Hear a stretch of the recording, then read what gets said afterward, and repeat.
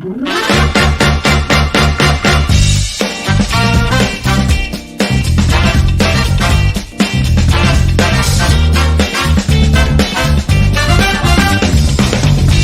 recensement scientifique est-il une obligation pour passer au développement de ce grand pays, la République démocratique du Congo, au cœur de l'Afrique?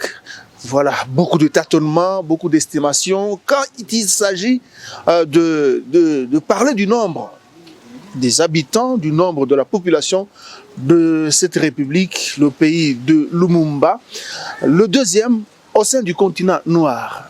Voilà, on va un peu en savoir plus avec un expert en statistique, M. Jean-Jacques Kalonji. Jean-Jacques Kalonji, qui est aussi directeur général du magazine Mine et Industrie, Paris-San Lubumbashi. Il est aussi enseignant à l'école belge, toujours de Lubumbashi, dans la province du Haut-Katanga, dans le Grand Katanga, cette région minière de la République démocratique du Congo. Jean-Jacques Kalonji, vous êtes devenu presque, vous montez sur tous les toits maintenant pour parler du recensement. Vous pensez vraiment que c'est une nécessité, c'est une obligation à l'heure actuelle? En tout cas, tu l'as bien dit, nous montons sur les toits parce que nous avons raison de le dire et de monter sur les toits, étant donné que les recensements scientifiques de la population et de l'habitat, c'est vraiment une nécessité pour corriger tout ce qu'on a connu comme erreur. Et nous sommes contents que depuis un certain temps, les gens suivent ce que nous sommes en train de proposer comme opération à faire. Bon, nous ne sommes pas les premiers, mais nous voulons nous lier à ceux qui ont déjà proposé que les recensements scientifiques puissent se tenir ici chez nous pour la deuxième fois. Puisque les recensements scientifiques que nous avons connus, c'est en 1984, 36 ans déjà, et avec les données que nous utilisons pour faire des projections, tenant compte de tout ce que le Congo a connu comme mutation. En tout cas, ces données-là ne sont pas d'actualité. Il faut les actualiser pour arriver à avoir des données fiables. C'est pourquoi nous nous donnons l'obligation de monter sur le toit et faire passer les messages. Vous faites passer le message seulement à travers les nouvelles technologies de l'information et de la communication. Est-ce qu'il vous est déjà arrivé d'aller rencontrer il vous est déjà arrivé d'aller rencontrer les concernés? Par exemple, le ministère ou la division du plan ici, à Lubumbashi, et même l'Institut national des statistiques. Oui, rencontrer les concernés directement là, pas encore. Mais nous faisons déjà des cafés. Nous parlons de ces sujets dans des cafés, puisque vous dites non, nous passons seulement sur la télé. Non, non. Il y a des gens qui suivent la télé et qui nous invitent maintenant, ce qui est bien. Il y a une semaine, nous avons parlé avec un groupe de politiciens qui nous avaient suivis sur Télé 50 et qui nous ont appelés pour parler des vives voix. C'est déjà un pas, et à l'issue de la rencontre, ils étaient émerveillés et ils étaient illuminés. Ils ont constaté que non, c'était vrai, c'est les discours que j'étais en train d'apporter. Et d'ici encore 2 semaines, je vais échanger avec des jeunes de la maison Safina, puisque quand on était à un deuil, on a soulevé cette question. Du coup, ils ont trouvé que c'était intéressant qu'ils puissent avoir de bonnes informations à la source. Et les concernés directs comme l'INES, je pense que nous avons des informations déjà que l'INES appuie la tenue de l'opération des recensements, quand bien même on attend seulement la libération des fonds pour commencer. Bon, la libération des fonds pour commencer avec la situation actuelle, parce que qui parle du recensement de la population, parle des moyens qui ne sont pas des moindres. Avec le pays, avec la situation que le pays a connue, que le pays connaît d'ailleurs, la Covid-19 continue à secouer, continue à enrhumer l'économie. Comment ça va se passer? Est-ce qu'il faut encore tendre la main à l'extérieur? Oui, c'est vrai, on traverse une période difficile du point de vue économique, mais la question du recensement scientifique a été déjà soulevée au 4e conseil du gouvernement présent. Et là, c'était un conseil dirigé par le Premier ministre, et il était question de libérer 1 million, qui était une somme que la République devait mettre en jeu pour activer l'opération. 1 million de dollars américains. 1 million et plus. Ouais. Alors, le montant, je sais que le montant total varie entre 200 millions et 350 selon les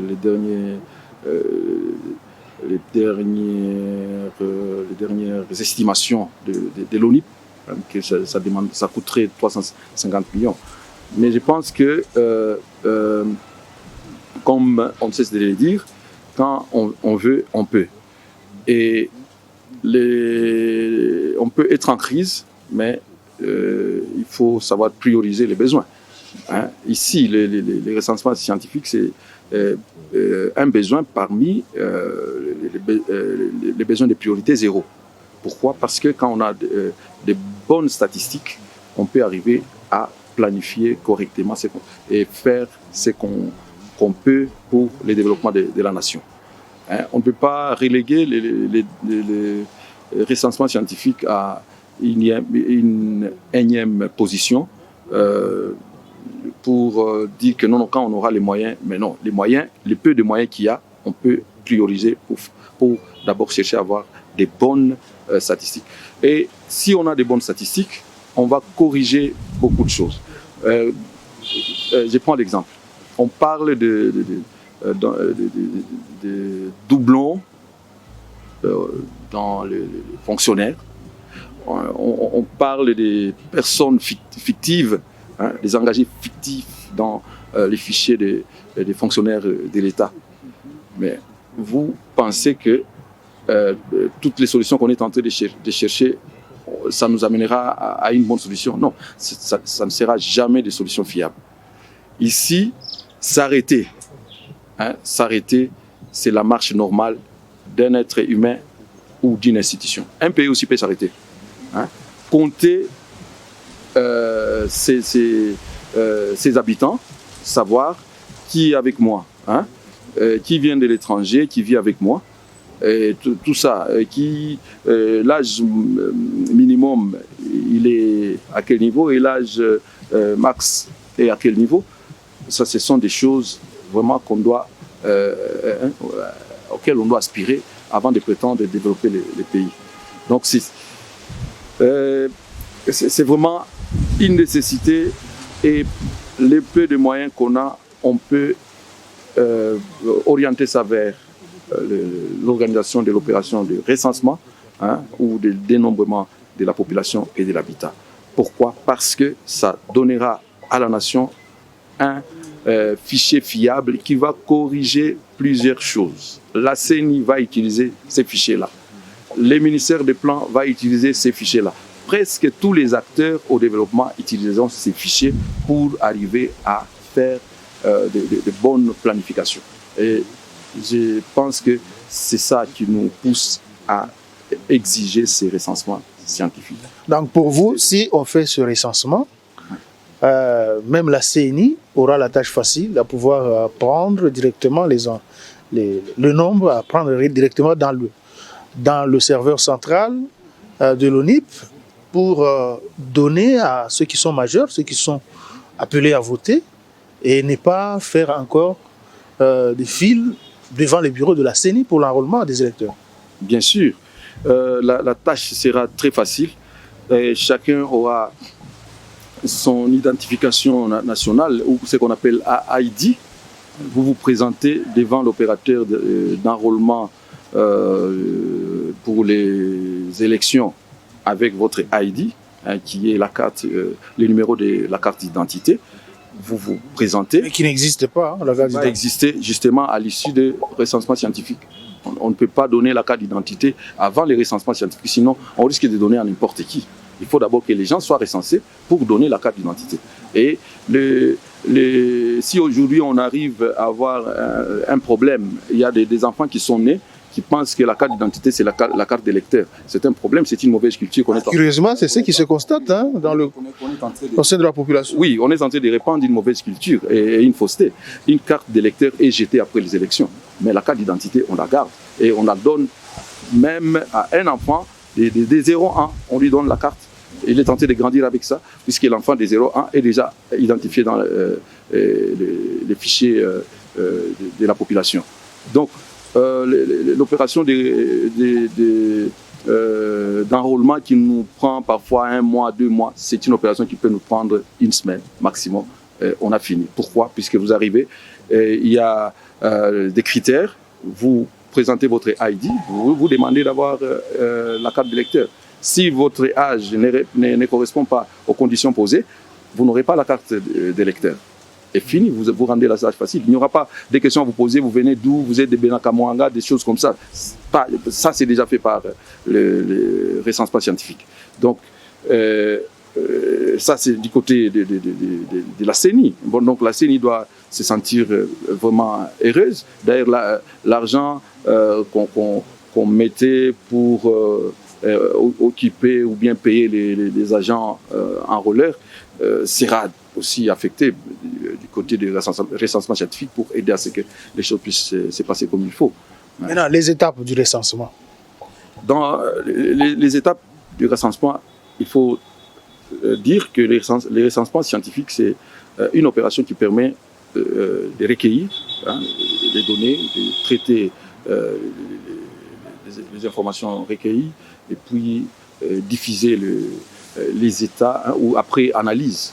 Bon, alors, pour ça, il y en a qui mettent à 9 étapes. D'abord, premièrement, il faut travailler sur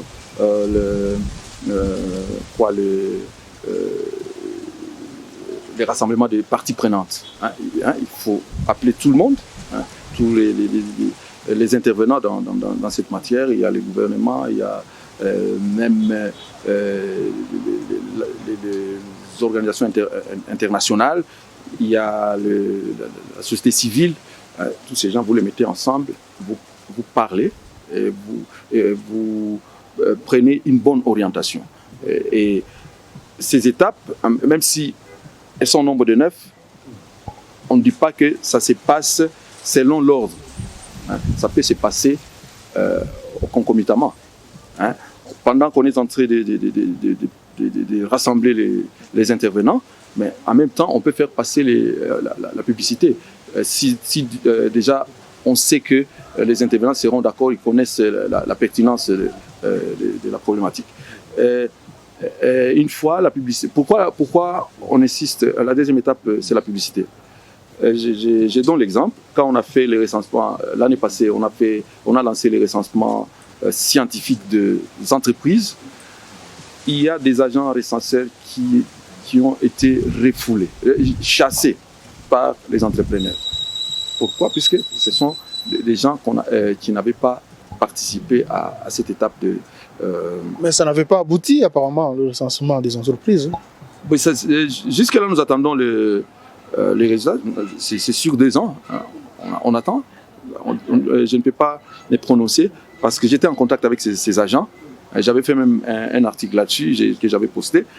Mais là, dans les cas des refus, bon, ils s'abstenaient, mais ils continuaient. Donc, je pense qu'ils ont continué quand même à faire le travail malgré les refus de certains entrepreneurs de donner les informations qu'ils demandaient. Et donc, c'est ça. Si la population est bien informée par la publicité, avec différents moyens ou différents médias. Je pense que la deuxième étape ne pourra pas prendre plus de mois et directement on passe au dénombrement. Dès qu'on se rassure que la population est informée et comme on le fait d'ailleurs avec l'enrôlement, après la publicité, c'est le dénombrement lui-même. Le dénombrement sera sur une période. Pendant cette période-là, on va faire le travail et dès qu'on a fini à faire le dénombrement, on passe au dépouillement. Ce sont maintenant des tâches des bureaux. Ils reçoivent tous les rapports de toutes ces personnes qui étaient sur terrain. Nous sommes à la 4e étape. Il y a à 2 niveaux où on fait intervenir des cabinets de renommée internationale pour juger la qualité de recensement. Alors, ce n'est pas parce que vous avez fait le recensement, tout de suite, vous dites non, c'est fini, non. Il y a des cabinets qui sont spécialisés, qui interviennent aussi à la 5e étape et puis à la 7e étape, avant la dernière étape, la publication des états, avant de mettre les résultats sur papier ou bien électroniquement. Il faut faire intervenir le cabinet qui certifie la qualité. Alors, la première intervention, c'est pour dire non, il faut, ça on ne voit pas clair. Vous avez dit c'est non. Donc, en tant qu'expert, ils vont dire là où il faut retoucher. Et au besoin, ils peuvent même demander de reprendre. Si il y a eu des erreurs, ils vont demander de reprendre. Alors, on reprend encore, puis après le travail, on amène encore le résultat auprès du cabinet. Ça peut être le même cabinet qui a travaillé avant ou bien un autre cabinet qui sera sélectionné. Et là, il y a du travail. Si les statisticiens, la STAC au Congo est plus forte, ils peuvent prendre cette tâche-là pour arriver à aider l'ONIP à faire ce travail et arriver à produire les résultats qui sont attendus. Le problème de durée, parce qu'il y a certains acteurs politiques qui ont peur que ça puisse heurter, que ça puisse aussi entacher le mandat de l'actuel chef de l'État ou le mandat de l'actuelle législature au niveau national, provincial. La durée de recensement ou de dénombrement de la population n'est pas à craindre. Actuellement, avec les nouvelles technologies, nous disons bien. Les recensements peut se passer peut s'étaler sur une durée de 18 mois et à 24 mois maximum. 18 mois minimum, si on s'y met vraiment, on a les résultats en juin 2022. Alors, si on tient compte des imprévus qui peuvent arriver, c'est-à-dire on ajoute 6 mois au cas où, donc les 31 décembre 2022, on remet le fichier à qui des droits. Donc, avant, on faisait sur 4 ans. Là, même en 84, j'étais en 6e des humanités, les résultats ont été publiés en 87. Si tu comptes très bien, c'est 4 ans.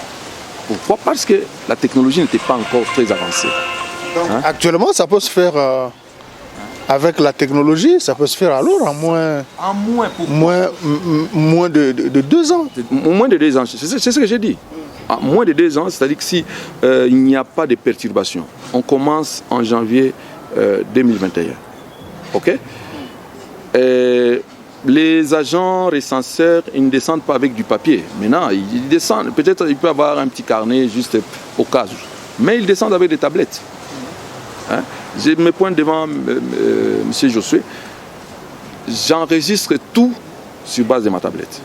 Et ma tablette est reliée directement au serveur. Au serveur central. Oui. Donc, dès que j'ai fini mon travail le soir, j'ai nettoyé, je revois tout ce que j'ai fait pendant la journée, je clique. Le travail d'aujourd'hui est confirmé, ça part. Mais là, le problème de la situation géographique du pays, le problème de l'enclavement de certaines contrées, est-ce que ça sera facile de le faire en moins de 2 ans? On va faire avec. Pourquoi?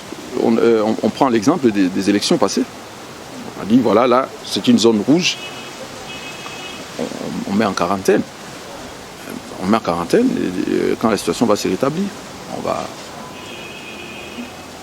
Bon, maintenant, comment balayer, pour terminer, les obstacles? Parce qu'on voit les obstacles ici, c'est les forces vives de la nation, les acteurs politiques, ceux qui sont dans l'opposition, qui soupçonnent le pouvoir en place, à chercher à prolonger son mandat, et aussi le problème des moyens, le problème de la logistique.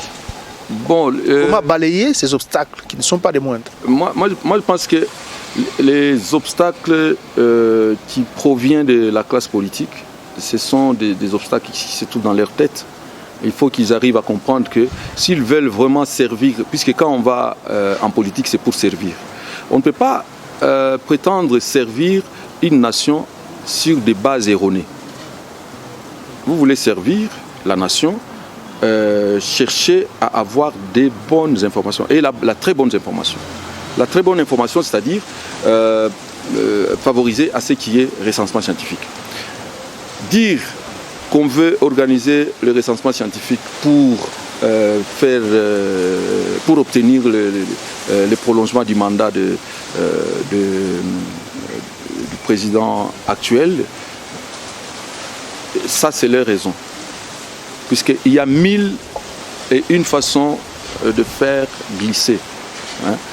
Je reviens l'année dernière, les mandats derniers du président, l'ex-président Joseph, il avait proposé en 1984. En 2014. En 2014 de faire les recensements. Si vraiment il y avait de la bonne volonté, hein, si l'opposition avait pris du bon côté cette proposition-là, je pense qu'à l'heure actuelle, ces problèmes seraient déjà résolus. Hein. À l'époque, ils disaient non, on ne doit pas faire ça parce que ça va prendre 4 ans. Or, c'était faux, ça devait prendre 2 ans, jusqu'en 2016. Mais seulement, comme on allait commencer en 2014 pour terminer en 2016, là, ils voyaient déjà que ça allait entamer. Pourquoi vous ne vous étiez pas levé en cette période-là? Vous êtes levé seulement actuellement? C'est pas parce que vous avez peut-être des liens avec le régime actuel? Non, moi j'avais parlé avec quelques individus du pouvoir de l'époque. J'ai dit, mais il faut foncer. C'est une très bonne raison. Bon. Mais ma voix n'était pas entendue à l'époque. Mais maintenant, je pense que c'est mon temps. Je trouve vraiment que c'est le moment qu'il faut que je puisse éclairer l'opinion pour dire que non, on ne peut pas continuer à aller des erreurs en erreur. Voilà, en 1 minute, en quoi le recensement est un passage obligé pour développer, pour l'émergence de ce pays?